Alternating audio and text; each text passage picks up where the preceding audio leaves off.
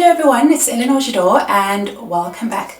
A few days ago I asked you on Instagram and on Facebook to send me all your natural hair questions, whether it be about my hair or about natural hair in general, and today I'm going to answer those questions. I've decided I'm going to record one of these types of videos every now and again just to answer all your questions. I'm not sure how often I'm going to do it, but depending on how often I get questions from you and how many of them I'll get, I will be sure to record them for you. Okay, so the first question comes from Nadia Adams, and she's saying, what would you recommend for extremely dry hair? I have a TWA and my crown and front section feel worse than steel ball. I can't handle it anymore. Okay, well, in general for dry hair, whether you have a TWA or longer hair, I would say deep condition. And the reason I say that is every time you wash your hair, you might be using a shampoo that contains sulfates. It's quite drying to the hair, and what you want to do is you want to deep condition it to put the moisture back into the hair. So whether you use a store-bought deep conditioner or whether you make your own, I would say deep condition. And you can see what works best for you, whether you want to do it once a week, every second week, once a month. But in her case, she's saying she's got quite dry hair, so I would say probably try it once every week and then see how you go.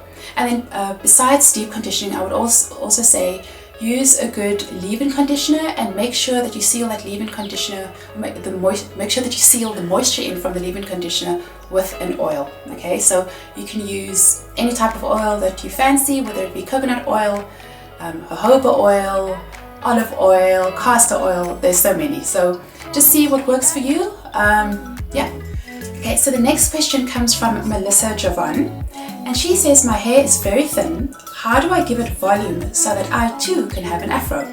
Okay, well, Melissa, that's a very easy question to answer. Okay, so there are a few ways that you can go about it. I would say after you've washed and conditioned your hair, don't apply any product. Now, this isn't something that I would advise you to do all the time, but by not applying product, you're not going to weigh your hair down. It's going to be very light, very fluffy, so that way you can get more volume. Okay, so that's just one way you can do it. The second way you can do it is if you decide to use heat to dry your hair, you can just flop your hair or turn your head upside down and actually dry your hair upside down. So when you've got your hair all down like this, you're just going to get lots of volume from drying it this way. Okay, that's the second way. The third way of doing it is after your hair is dry, use your fingers. Okay, use your fingers, and you're just going to go in your hair like this, and you're going to loosen up the roots. So just fluff like this. Like this, and then again you can just toss your head upside down and go like this. Okay. So all that fluffing from the root is just going to cause your hair to lift up at the root, and it's going to give you that extra volume.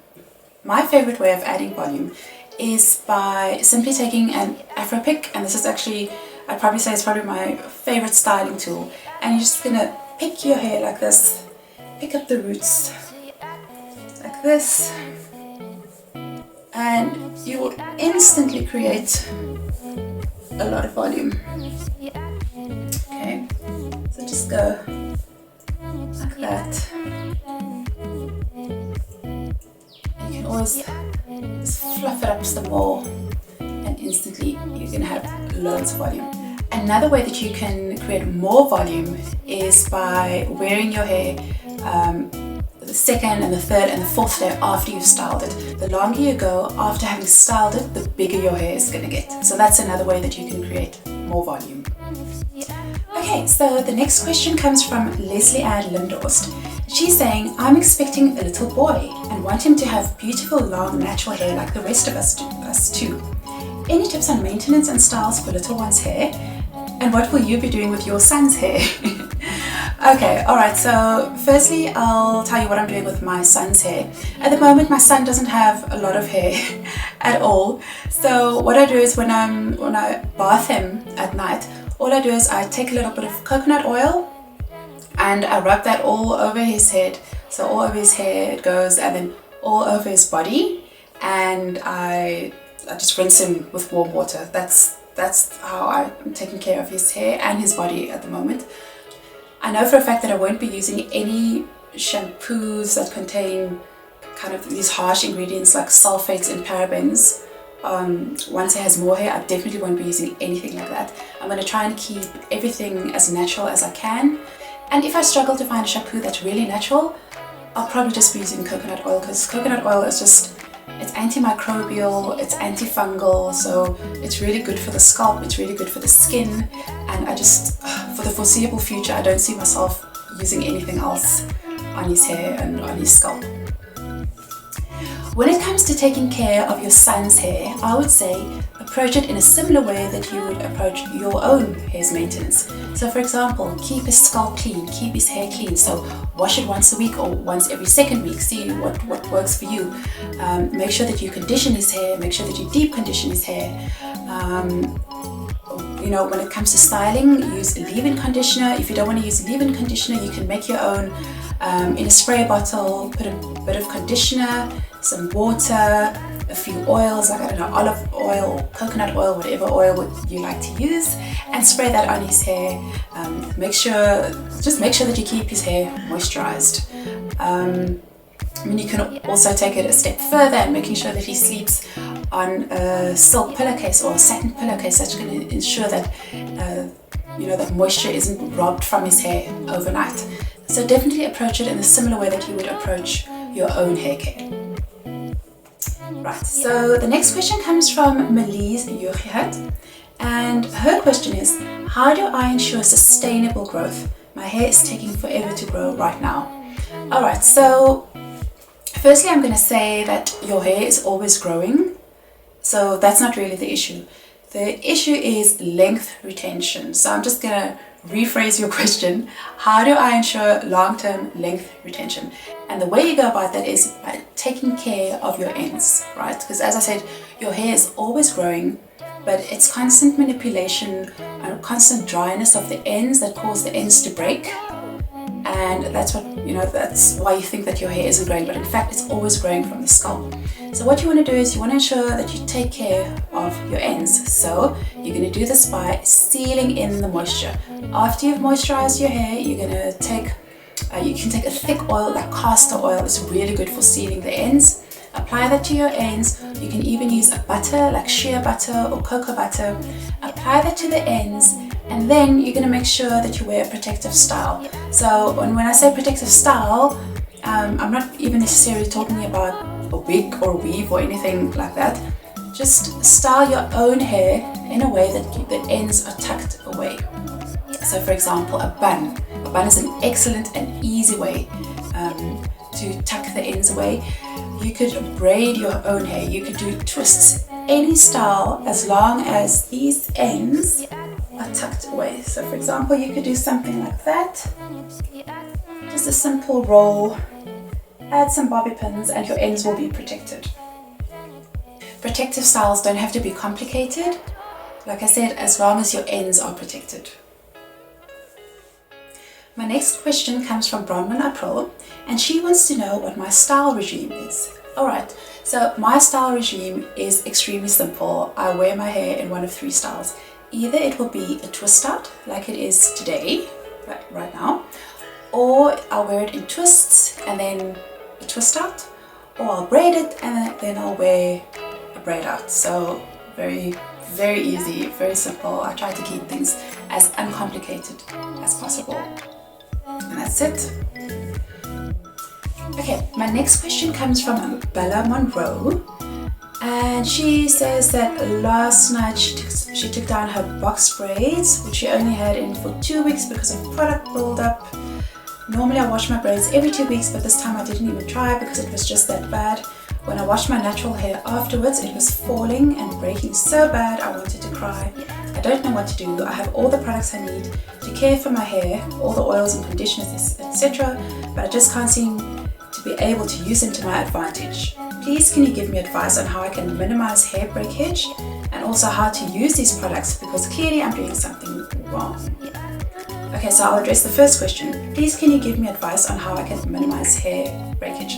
Okay, well, when it comes to hair breakage and hair fall, which is shedding, you need to know the difference. So hair breakage is when you can see little bits of hair, like you see little bits of your hair snapping off. The hair is shorter than the rest of your hair, so you know it's actually broken off.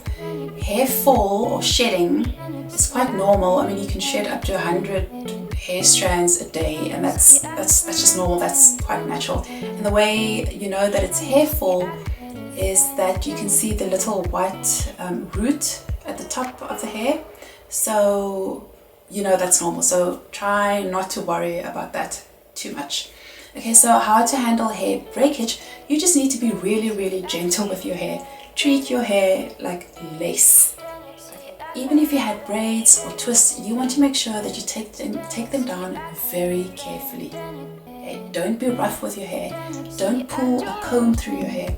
If you have very thick hair, or if your hair is tangled, really tangled, just detangle using your fingers. Okay, you can spray it with a little bit of water, add some coconut oil, add conditioner. This is all gonna help to provide slip so that you can detangle your hair a lot easier. So just be really gentle, don't be rough. That's the worst thing you can do for your hair. So the next part of her question is, she wants to know how she can use these products because clearly she is doing something wrong. Well, she's saying that she's got all the conditioners and all the oils to care for her hair. So basically, what works for me is if I condition my hair after I've washed it. Some people like to deep condition before they've washed their hair, but that doesn't really work for me. I like to deep condition and condition on clean hair. What also works is if you leave the conditioner in for 30 minutes, or some like to do it for up to an hour, it just helps to soften and it helps to provide extra moisture for the hair. So that's how you use your conditioner. All the oils, there are a few ways you can use oils. You can do an oil rinse. So what an oil rinse is, after you've applied your conditioner, rinse that out, then apply oil to your hair. This is going to provide extra slip, make your hair extra soft, provide extra moisture. So by the time it comes to styling your hair and detangling your hair, it'll be that much easier to do. The other way that you can use your oils is in a deep conditioner. So you can make up your own deep conditioner, just add all your extra oils, add that to your hair, leave it on for 30 minutes to an hour, rinse it off. And lastly, the way that most people probably use their oils is to seal in the moisture. So after you've applied your leave-in conditioner, you're going to take your oil, whether that's olive oil, coconut oil, avocado oil, castor oil, apply that to especially your ends, but also the entire hair shaft. That's going to seal in the moisture. So that's really the way to use your products. Alright, I have one more question. This question comes from Kumomolo Siwa, and she wants to know, when buying products overseas, how much is actually allowed at the airport? Do you ever experience any problems? I have never experienced any problems bringing my hair product into the country. As long as your product is packed into your check-in luggage and not in your carry-on luggage, you shouldn't have a problem. I've taken loads of products, okay? I've traveled with them to Japan, to England, to South Africa, and I've never experienced any problems. But like I said, just make sure that they're packed into your check-in luggage. Alright everyone, those are all the questions for today. Thank you so much for watching. If you like this video, please hit the like button and please hit subscribe so that you can watch out for future videos from me. Also, you can follow me on Instagram, Facebook and Twitter, and I'll see you in my next video. Thanks so much for watching. Bye!